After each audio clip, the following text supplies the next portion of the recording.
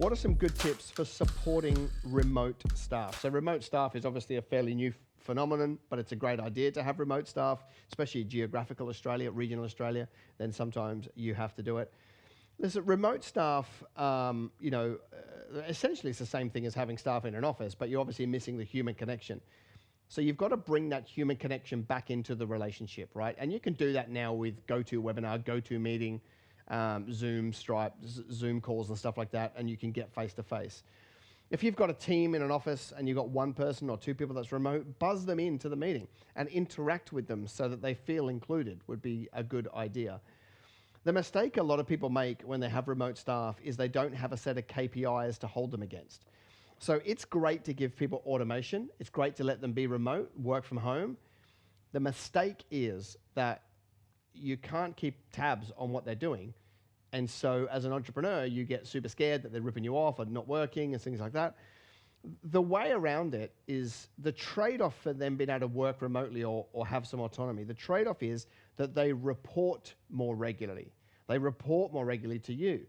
So if I had remote staff, I would have a report at the end of every day where they send me information so that I can check that they're on the right path, that they did the work, that they hit the standards, and they did it well, right? I would have a report that comes to me every single afternoon, and then maybe a bigger report that comes to me on a Friday summarizing the week, and maybe even a different one for the month. But I would have reporting that comes to me all the time. And then for them, I would be making sure they have human connection. Remember, you've always got to be instilling your vision and your culture into them, which is harder when they're remote. So it might actually mean that you have to be a bit more intentional about that, spending a little bit more time with them, sending them a little bit more correspondence than you would do inside an office.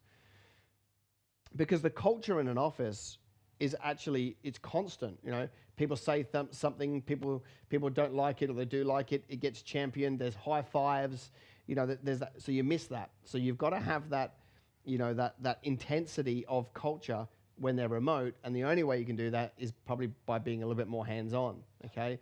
So if they're remote, you know, get them on a chat where you can spark with them from time to time and things like that.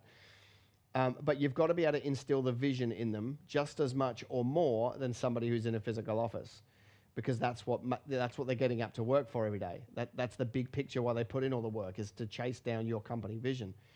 So the way you just got to make sure you keep instilling that in them, and that could be that you go out of your way to send a few more emails or an SMS or a chat to your remote staff to keep them in the loop, keep them valued, and then they probably won't feel like they're always remote.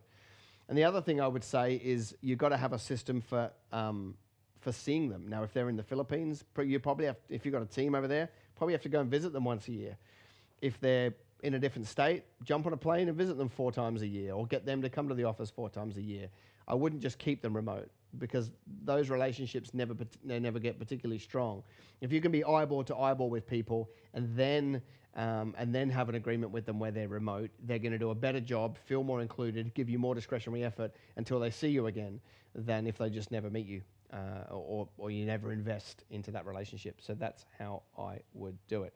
All right, any business questions?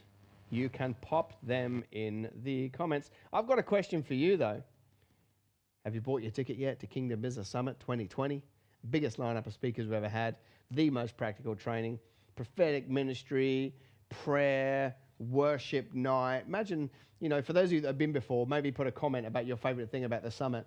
But if you haven't, you know, just one of the things we do outside of all the practical business training is we do worship together, and I preach a message, and maybe it'll be me or maybe it'll be somebody else next year. But imagine lifting your hands and praising Jesus with a few hundred other Kingdom business people from your state. It's a really powerful time and a whole bunch of fun.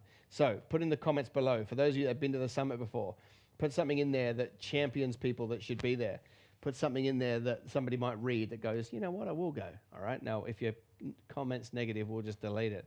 So put something positive in there if you wouldn't mind.